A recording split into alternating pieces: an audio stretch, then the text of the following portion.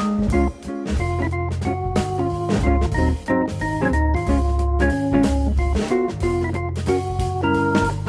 evening, everybody. Welcome to the first episode of the Unstarving Artists podcast. This is basically a brand new show that's only being done because of quarantine. I will freely admit that. So while everyone is unable to pursue theatrical endeavors in person, we're going to talk about theatrical endeavors from a distance. There you go. Social distancing at its finest.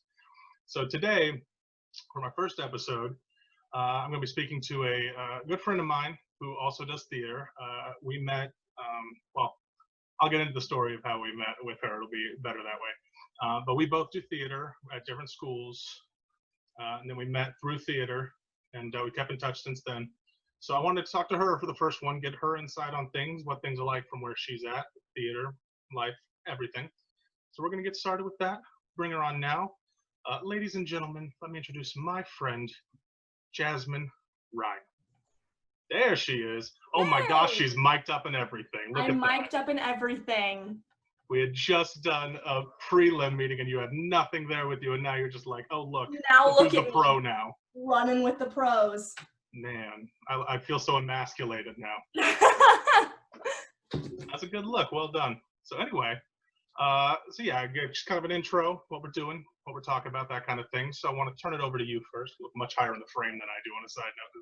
It's bizarrely angled.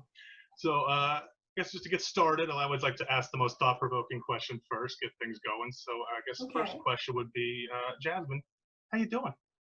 How am I doing? Man, what a question.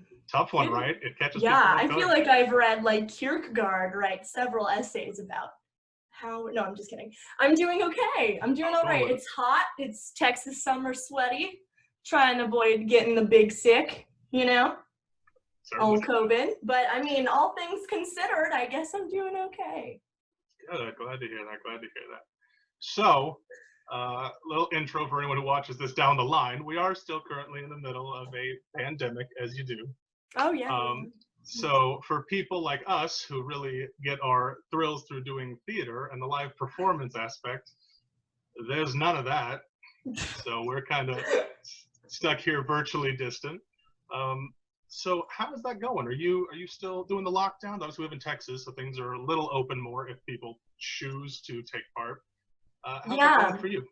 So I am participating in a lockdown. My father is 75, and not that I live with him, but I periodically go spend time with him because, you know, it's lonely. It's a lonely time. Sure. And so I try really hard to keep my distance from like groups. I have hung out before, like recently, with a few people, broken the rule once or twice, but in my defense, they had just gotten tested and came baback negative and no antibodies. So if there was a breakout, we all know who would have been the problem then. So it would have been me, yeah. I would have isolated the problem child. Perfect. Yeah. But yeah, it's been hard to get creative. It's been hard to find creative avenues that don't feel like half-assed, you know? Yes, 100%. Yeah. I've tried to not participate, but support people who are doing virtual performance. Same, likewise. A for effort. I love that you're doing something, but that ain't it. It's not. It's not their fault. But it's not their fault. There's SFA is doing a really interesting show right now. They're using green screens and they're placing people's Zoom cameras in gallery, and they made like different green screen backgrounds so it looks cohesive, and if somebody was handing money to another character, they would do it and it would it's seamless. It looks really good from what I understand. So that's interesting. That's a way. I haven't seen anyone else really do it. I don't know. No offense to anybody who might go to SFA, but I'm usually not their number one fan as far as everything goes. But it looks really good. Spot on that director. That's a creative way. Everything I've seen, I'm feeling. It's actually a lot of ways harder to do that than it is live performance. I don't know if the results are as good, but the production value and the effort that goes into it, I think, is absolutely top notch. Right. I think Theater 3 in Dallas just did a online performance like that. We have a mutual friend, Ben Stegmeyer, who was actually in it. Yeah. Oh, all green God, screen. he's brilliant. Yeah. Oh, man. It's pretty great. I don't want to, this isn't about him, but if Right. Ben, you're fantastic. And yeah, so they did it with all green screen, all distant. I saw some of the behind the scenes pictures and then just cut it together. But you can't watch it unless it's one of their broadcast times. So it's basically like a live performance. You have to tune in at a certain time to do it. And I think that's pretty cool. I think that was a pretty good idea overall.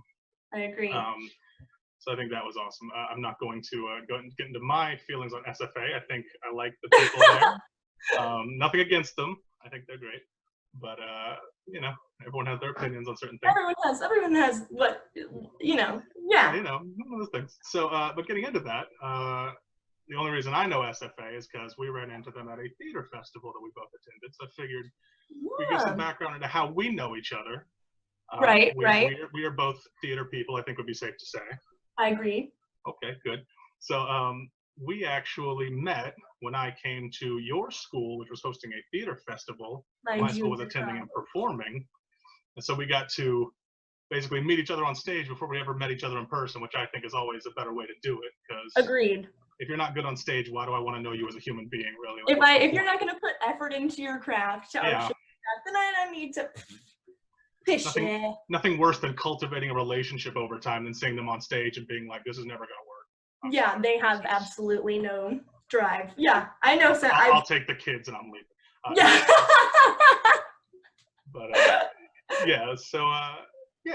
Let's get into that a little bit. So we met there. What were your thoughts on the festival? Because that was my first theater festival ever doing competitive theater or anything ever. First ever. In high school, we never did it. Never had any of that. So the first one that we met at, it was the one at mine. So I was in Gruesome and I Jealousy. You were. Gruesome playground injury. Ooh, what a time. Look like you have thoughts. Man, do I have thoughts. Not to get into my, my directors, both of them were brilliant. Mm-hmm. The one for Gruesome, I was having, on top of a 21-hour class load, I was also having a 12 hours of rehearsal every day from 1 p.m. to 1 a.m. typically, sometimes to 3, just getting my rehearsal where it needed to be.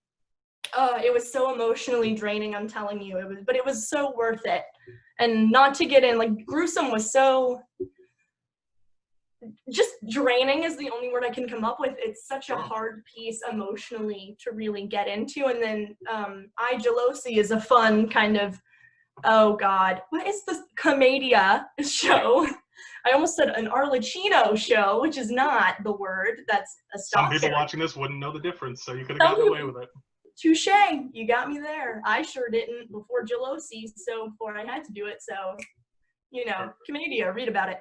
So it's that was a really fun time, but there were some really, really good shows there, especially for a junior college festival. No, it wasn't. That was not TCCSTA. That was KCACTF, wasn't it? It was. I always mix the two up because we would literally go to one and then the next, 2 days. If y'all was getting it. Y'all were putting in work. We were driving, man. Were we driving? It was a time. But no, Casey, we saw some really good work and some really questionable work. But names man, your show, named, Shadow Box. Is that the name of the show? That was the name of it, yeah. Oh, okay, you're being facetious. I'm very facetious. Facetious oh is my thing. I'm That's my the most point. gullible person of all time. I'm so trusting, like a puppy. I'll keep that in mind. You should never have told me that. Yeah. And I pay half attention to things too. I have some wicked ADHD. So somebody will say something and I'll be like, yeah, absolutely. And it'll be nothing. And they'll be like, no, Jasmine, that was someone will be like, babies get cancer. And I'll be like, yeah, it's crazy. And I'll chuckle or something. And they'll be like, no. It's hilarious. And all I'll hear is babies. And I'm like, yeah, babies, And they'll be like, no, that's not okay. Anyway, see, and I ramble. Y'all are welcome. Could have fooled me, yeah, And but makes my job easy. Go ahead. Your show was so beautiful. I remember watching it, and I was just like tears rolling down my face the whole time. And I, like, especially, like, you have such a good voice. And I remember thinking, that guy needs to, like, be on television. I was sitting by my boyfriend Shelby, and I nudged him, and I was like, this guy's voice. And he was like, yeah, I agree. And the whole time we would stop and be like, this guy with the voice. He's got the voice! And it was so emotional. It was so well done. Just, and your director, Andy, yes? That's correct. Yes, I did not want to get his name wrong. I have a friend named Andrew that, he went by Andrew when we were younger, but people have been calling him James for 4 years, and I just didn't. I never noticed. Huh. He was like, Jasmine, people have been calling me James for 4 years. Please stop calling me Andy. And I was like, oh. And I started paying attention. You would just listen once in a while when people talked. Maybe you'd have known over 4 years. Well, and it's just, I've known him since I was little, and so it's just Andrew. And I guess, like, it just never registered to me that maybe I should also start calling him names. I'm not special. So, but I remember him, he did Waiting for Godot the year before, and oh, man, talk about, I will never forget that show. I'll never forget that performance. It was brilliant. And I'm just, man, it stuck with me. It was. I was not involved in that show. No. But it was got very me good. Excited. There you go. Yeah. For you guys. I loved it. I love that show as well. When I saw it, when we performed it in Dallas, and then when it traveled, it like swept the awards, and I was like, okay, all right, good on you. Well played. I went over in like the intermission, and I like shook his hand. I was like, hey, this is amazing. And he was like, whoa, it's a lot of energy coming at me right now in the intermission.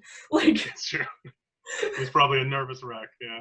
Oh, but fantastic.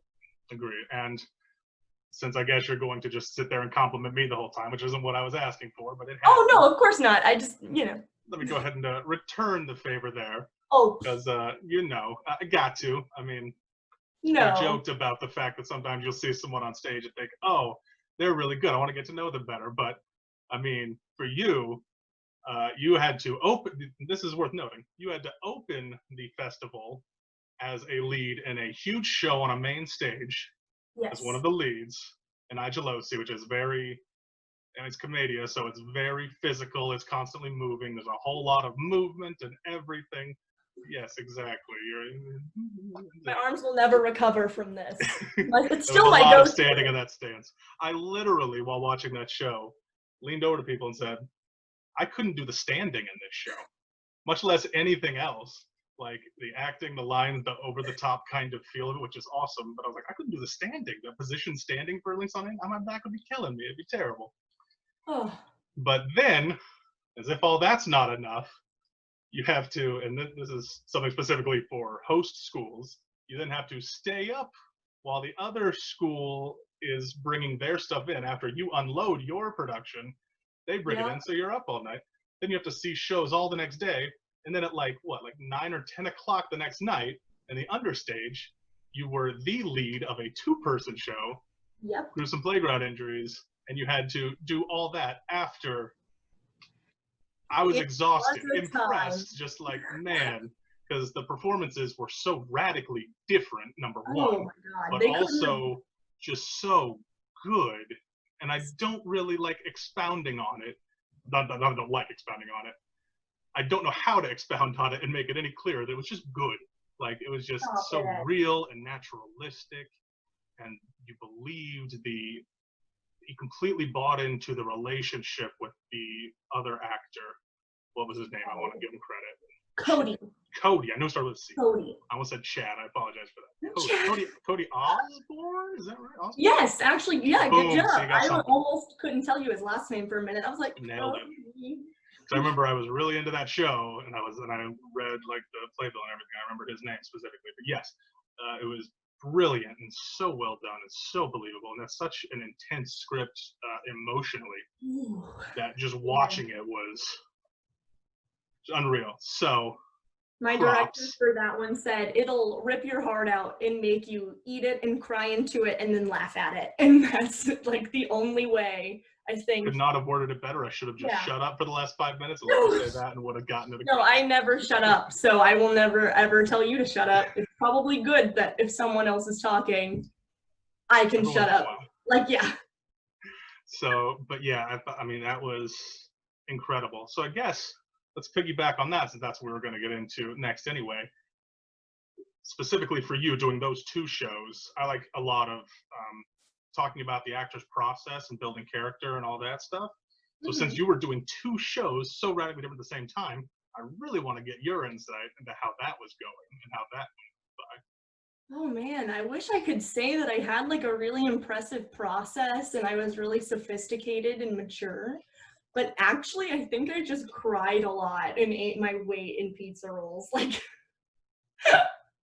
I can tell you I do that at least once a month, and I never put out anything as good as those 2 shows. So something works. Something's getting. I really think I have to credit my director for gruesome on that one. So with Gelosi, the characters are like heavily stock. So those kind of are written for you. Like there's not much personality, and not to say that there is not personal touches that we all put on our characters in our own subconscious ways that we don't even realize we're doing.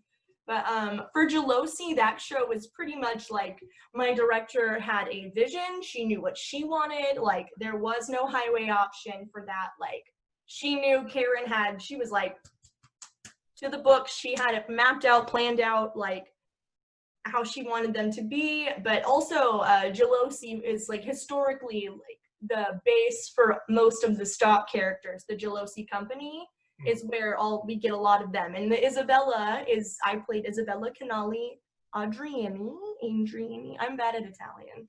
We learned that too. That's not for me. And she was the base lover character. So really that one was pretty much written for me. Now Kayleen, boy, did we have some work to do, because prior to being Kayleen, I had played mostly men, actually, leading males. Kayleen was my first like character that was my age and my gender and that had things that I could personally really relate to. And before that, I had played like some female roles. I had played Malin in Steel Magnolias. I had played a character who was like a female witch. That was my like hardest role ever, and I was so bad at it. It's just one of those, could you go back and redo it or not cast me in the past? I want a time machine for that one. But you know, that's okay. That's okay. She was the learning curve, that character. But before that, I was men. So Kayleen, those long rehearsals were really because my director, he believed in me so much, and that really helped too. I think him just like helped me get out of my own way.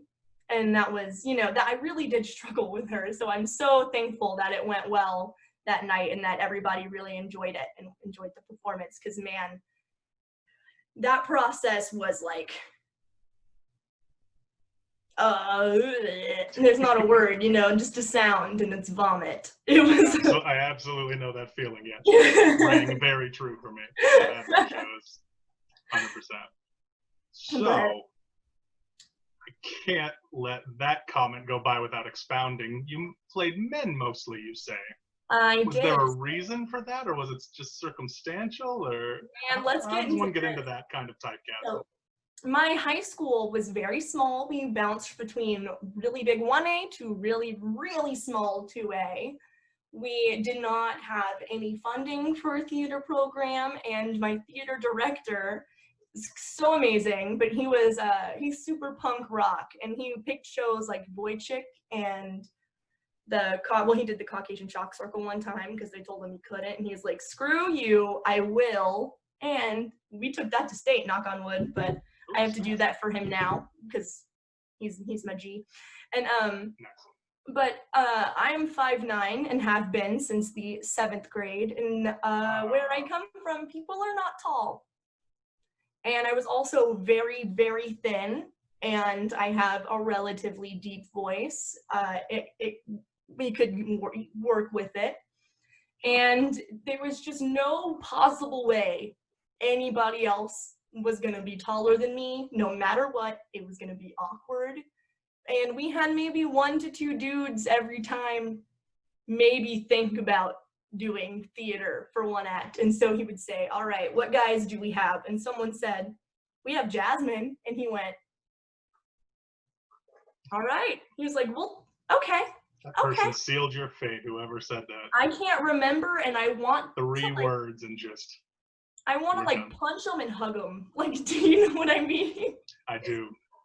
But then, so I played males. I played nasty men, like slimy, greasy, like gesture towards my wiener every 10 seconds kind of men. So like men. Yeah. Men. Yeah. And then I played old men a lot as well. So those were and they were all so ugly. Like, we would black out my teeth and like black out my eyes, and like I would have like weird nasty walks. Like, I was just like a slime lord all the time. So coming in and playing women, what? I'm still not used to it. And I've objectively played more women than men at this point. But it's a learning curve to try to get back to normal after you've only played those types of roles. They were all like Randall from Monsters, Inc. Nice. You know? Those are good roles. They're not usually roles for someone like you, but you know. No, it makes for an interesting resume. It's like, oh, you played Anna Karenina and Azdak? Like, I don't... Everything in between. Let's start with A, though, ironically. Don't know why that's something the trend there. So, yeah, so with not being able to really pursue anything specifically now, what kind of things do you do to try to either improve your craft or I guess just kind of make sure you stay sharp in what you're doing? Are you still pursuing, like, how's school, since you're at summer, but obviously you weren't, at least for the second half of this last semester, probably weren't in person. So how did virtual theater classing go? So those are really interesting. I've transitioned into education. Have you? I have. I think that I took a directing class, and not to toot my own horn, but I found that I'm kind of good at it. Like, there's things I need to learn. I have a lot. That horn, girl. Toot toot. Toot toot toot. But it's something that, like, you know, actors, very rarely do we ever feel confident, and you know, the ones who do go far. Yeah. And I've found that directing, for the most part, I feel confident with what I'm putting up. Like, I don't feel like I have missed something. I mean, I obviously have missed things every time, but I feel good about what I have. Feels good. And then I found that my professor was like, you know, yeah, I like you, let's talk. And then the virus hit, and then I put up one whole scene, but he liked it, and we talked, and I found, like, you know, I wanted to be a teacher before I found theater. And I thought, you know, I feel like I am in the position of passion when it comes to directing and educating and helping, like, in like the collaborative process a lot. Like, that's something I'm really interested in. So, you know, don't teach if you don't want to, right? That's how I feel. I know a lot of people in theater, especially in college, who are like, oh, it's money, so I'll teach. But no, And so for the longest, I was like, I'm not gonna teach because it's not where my heart is. And then I found out that's exactly where my heart is. And so I've been doing a lot of education as well. And so that's been really fun to learn about. But, you know, you can't teach if you can't do. So that's been the hardest. It's really been the hardest. We've been in a lot of monologues. Yeah. A lot of filming monologues, a lot of filming movement. And it's been funny. I think it's been a journey. My professors are doing their best here at Sam Houston State University. Shout out to you guys. Shameless plug. Shameless plug, Sam Houston. Shameless. And but they've really been doing their best. That's all I can really say. I'm not gonna say it's been great. Yeah. Because we're all learning, right? But it's been gotta do what you can. I feel like we've all grown for sure. We've learned to adapt a little bit better. Like they say, Orson Welles said something that I just like soaked up in high school. He said, the enemy of art is the absence of limitations. and like it has been my like life quote. And man, we have really found some ways to work around our limitations, and not just to make something because we feel like we have to, but to make something with meaning and relativity. And it's, yeah, it's been really a learning experience. Because suddenly, yeah, the ability to do the things we want to do is so cut down now that Right. suddenly you have to readapt to make something you want, which means you have to really decide what's worth readapting for. Right. What am Yeah. I going to put all this effort into? What is something that I'm trying to Mm-hmm. put out there? And sometimes you Exactly. just grab a microphone and start recording with people and see what happens. You know, And see where it takes you. there's that too. But Yeah. yeah, I totally agree. So you say education. So what for you would be the long-term goal now? Like what are you trying to pursue after COVID, number one, but also just for the long term? I think back to my high school director, and I remember me in high school, and like I was so insecure and of my height and of my voice, and I'm very pale, and like not that that's really a bad thing, but it's something that like I couldn't help but stand out, you know, like, and it's something that made me so nervous all the time. I just tried to cocoon up, and I remember that if it weren't for him using that and making something not to be ashamed of out of it, I wouldn't probably have continued to do, and to find something that made me feel confident. Like, you know, all young people struggle with finding and liking themselves when they're finding these things. About, when they're learning who we are, we tend to decide that it's not good. And my Yeah. hope is to help others decide that the things that make them unique are good. And it all started I wouldn't have even done it on my own accord either if my brother, he's mildly autistic, and he has a condition called trichotillomania, and he'll get nervous and pull his hair out. Hmm.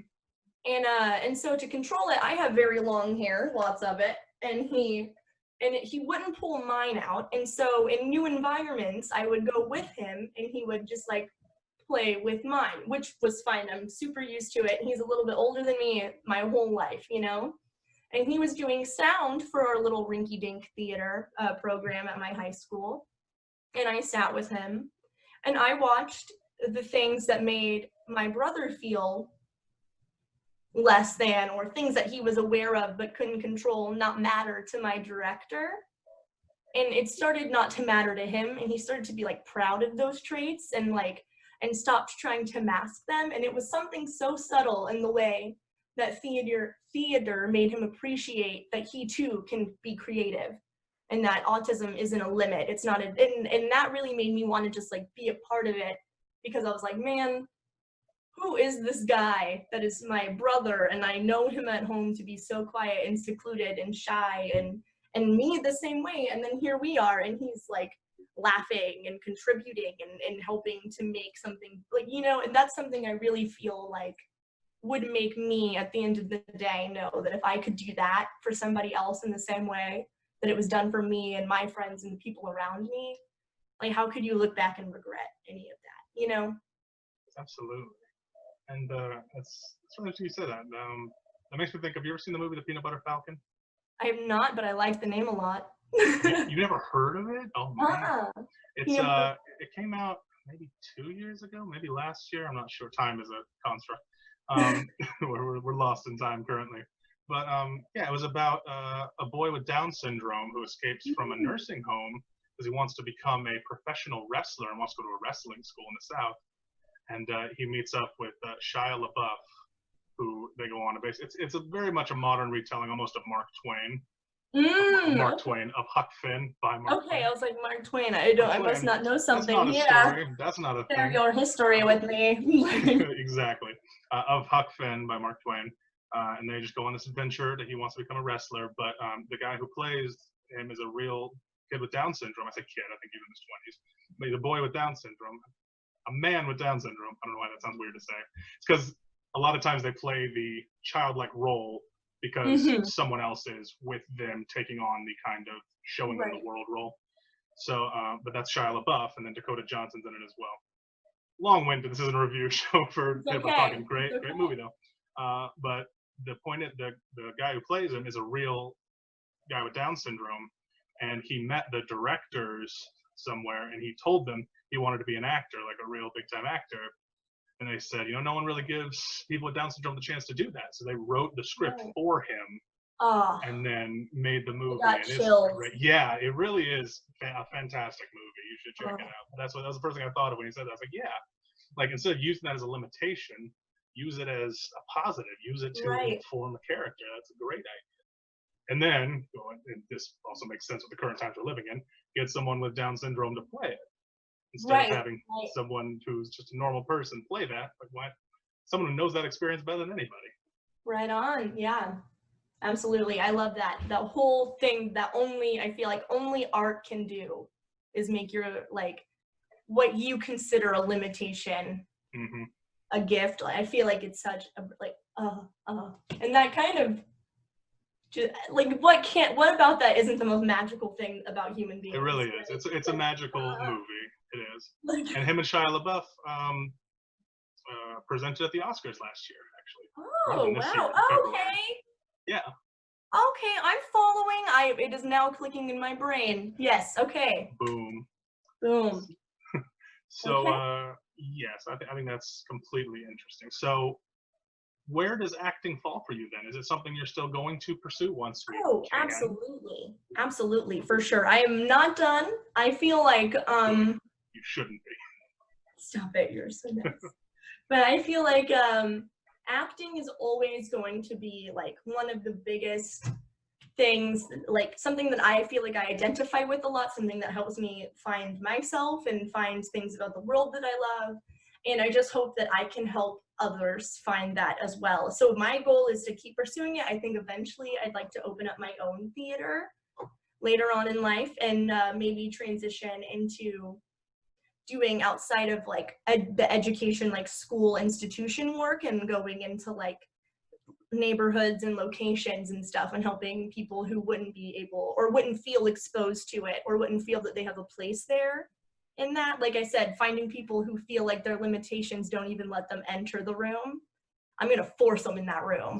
Like, I'll be like, get in there. Like, and so that's like, I think the end of everything is I would still love to perform and act. Like, that's not going anywhere. Yeah. But I would love to make others and help make a room where others feel like they are holding just as much space and just as much value in it. That's the goal. That's awesome. And nothing's more inviting than an open door. So if you can open those doors to help other people get through, what's better than that? I couldn't agree more. Exactly. Really. And what about you? I know you're asking me. So it's not about me, Jasmine. Okay, this is. Okay. Never mind. No, I guess. Okay, we'll go there. Yeah, acting is the goal for me. I wish. The old saying is, if you can picture yourself doing anything else besides acting, you should. I agree with that, because there's not much living in acting very much, unless you're in just the right place at the right time. And most of those places are closed right now, so it's a tough life. But I try to see myself doing other things, and it just doesn't gel. And it can't. You feel like if I'm not doing that, really, not only I'm not successful, but like what's the point almost? You know what they say, the race is long, and in the end, it is with yourself. So might as well do what you want. I am losing that race rapidly. So no, but yeah, that's where I want to do it. I don't know entirely in what capacity. If I did theater for the rest of my life and found a living doing that, and like in local, obviously when theater's back, I'd be happy with that. As long as I don't have to go work a terrible job to subsidize it, as long as I can have my utmost focus, then I would feel successful with that. Absolutely. That would be the hope. Love it. We try. It's a work in progress, but you got to go along. Well, speaking of that, part of what I like to do in the show is read a script with the person on, so that we can kind of do some form of, not exactly performance, but a reading, just to kind of be artists for a second, when we can, because we can sometimes get the chance. So I want to preface this by saying I pitched this idea to you, and I said, is there any script at all that you want to read or a character you want to play that you think about? And you were like, no, not really. That's kind of how you responded. Yeah. I was like, that's fair. And I said, well, I have some things I've written if you want to take a look at them and see if anything strikes your fancy, anything like that. They're like, okay, sure. So I sent you a couple options. And I just want to make it clear, I did not say, hey, read something I wrote so that I can just show it off on here. I first said you can pick anything you want. Then when you didn't, I said, here's an option. And you chose to do something I've written. Because it was amazing. I mean, well, okay, we're not going there yet. But I will. I have my egomaniacal moments, sure. Who doesn't? We like putting ourselves out there on stage for everyone to see. Clearly, we think there's something worth seeing. Exactly. But I did not say, oh, let me push my own writing in this format. That was not the plan. I just want to make that clear. That in mind, now you're going to see some of my writing, everybody. So enjoy that. I guess I should set the stage a little bit here. Okay. So this is from a longer script that I've written called The Way It Feels. It's about an overweight guy who is dating a very attractive woman, and it basically deals with insecurity and how your view of yourself can affect the way others view you. And basically the whole idea of this scene is that my character, Josh, has been out drinking all night because he's afraid that his girlfriend is cheating on him. And then he gets too drunk to drive and has to call her to come pick him up as he's unable to drive himself home, which is embarrassing in and of itself. But then they have a heart-to-heart in the car, and I will be playing Josh, and Jasmine will be playing Christina. And yeah, we'll see. And I will also be reading the slug lines, the stage directions, I guess.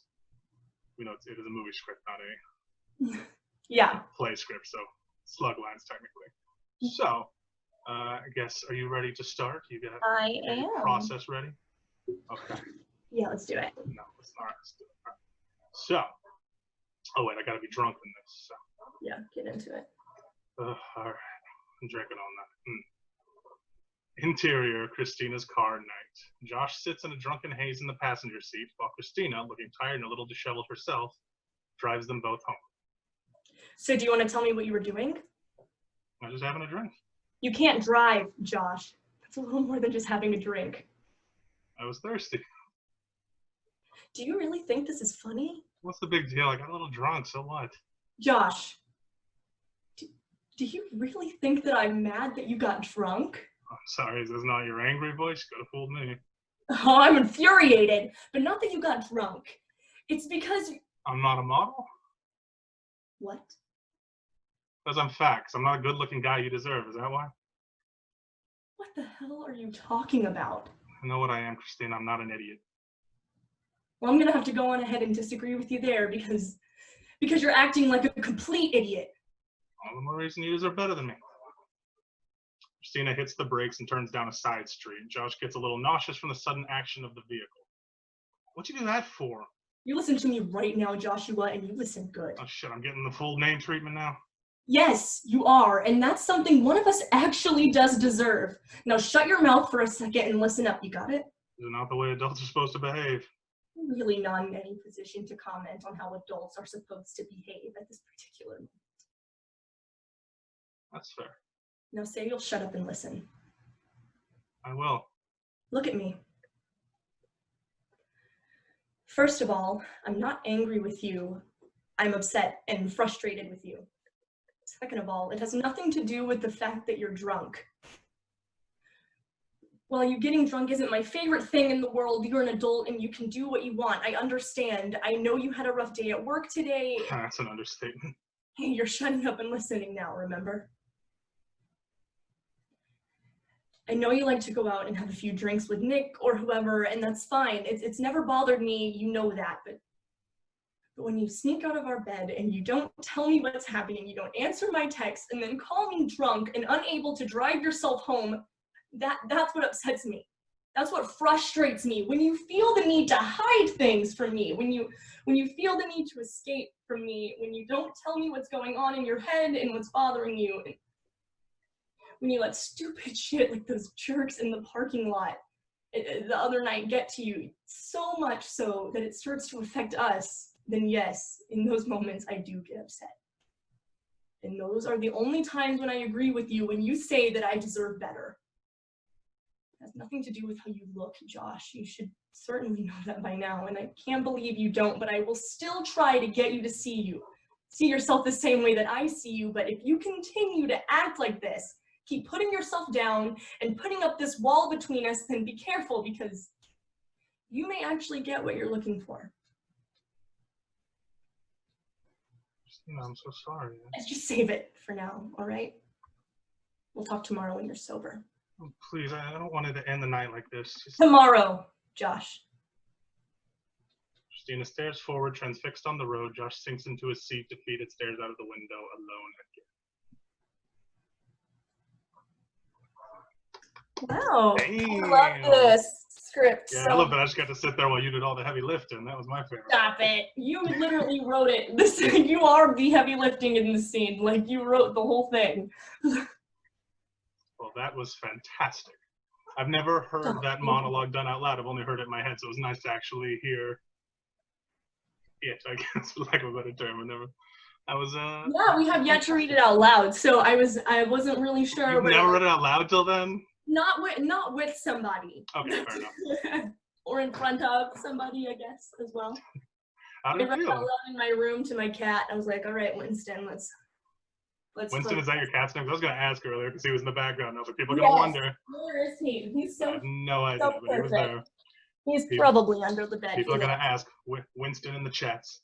Winston has entered and left the chat. Hashtag for the Winston. It writes itself. Off the dome. Off the dome. You're welcome. Background was getting a little crazy. Anywho. You look shocked. I am. That's beautiful. Amazing. All yours. You can have that. That's your consolation prize for being the first guest on this show. There you go. That's yours. That's yours now. So that was fantastic. Thank you. That was wonderful. I don't know. How did that feel for you? Did that feel? It was really, it felt good. I was trying to imagine as if I was driving and sharing my attention with the road and somebody, if that did not read. I'm so sorry. Full disclosure, just because of the way the program works, I wasn't able to see you because I was on the script myself on another tab. No, yeah, so. I was definitely reading, I was looking at the script for sure, but I was trying to vocally navigate the road and the conversation. Does that make sense? Since you believe it, it makes sense. No, it does. It's in my head. Totally. No, for sure. I totally agree. Luckily, I just have to sit there and just look downtrodden, which is like that's like my base screen on my face. That's my screensaver. Just downtrodden. So they'll just go brain dead. Yeah. Mine is angry, but not in like a resting bitch face. People tend to think that something's like I'm just about to like walk into the front office of some establishment and fucking tell them. Can I say fuck on here? I sure did. What are they gonna do about it? You know? Yeah. What are they gonna do? You gonna arrest me? come after me. You gonna tell my mom? Ooh, actually, I would not appreciate if they did that. Don't tell my mom. Call the cops. Don't tell my mom. Don't call Dawn. Don't. You leave Angie alone. Leave her out of this. Well, I think that's a pretty good wrapping up point then. How do you feel? How do you feel? First time. Great. Like it feels good to me. I love this script so much. I love the realness. I love the story of it and the relatability of all characters, you know. And so it's just I love it. I was talking about like how the podcast went, the show. The podcast as if well. If you want to keep talking about my writing, that's fine too. Love that. All of it was good. Wear a mask. That's my go-to ending line. On Twitter today, everybody's like, I want to edit button. This is off track here. Sure. And Twitter, the institution or thing itself, tweeted, You can have an edit button when everybody wears a mask. So Smart. wear a mask. Unfortunately, we live in a world where some people need to, be apparently living through a pandemic isn't enough of a driving force. You have to dangle other carrots in front of them to get them to finally go for it. There are two things in the summer of 2020, especially in Texas, that are not optional. That's true. Masks and deodorant. Invest. If you're listening, invest in both of them. For the record, if they don't wear deodorant, though, a decent way to help with that is a mask. Less smell. Yeah. Okay. We're problem solvers here. That's what we do. Thinking the big thoughts, solving the big problems. That needs to be on a t-shirt. Anyway. There we go. Jasmine, this was so nice. Thank you so much for being my first guest. I'm so happy you did this. Hopefully there'll be many more, but you will always be the first. So carry that with you wherever you go. Thank you so much for having me. This was such a fun time. This is my first podcast, actually. So, bada bing, bada boom. Forever. Catch you next time. Alrighty. Thank you.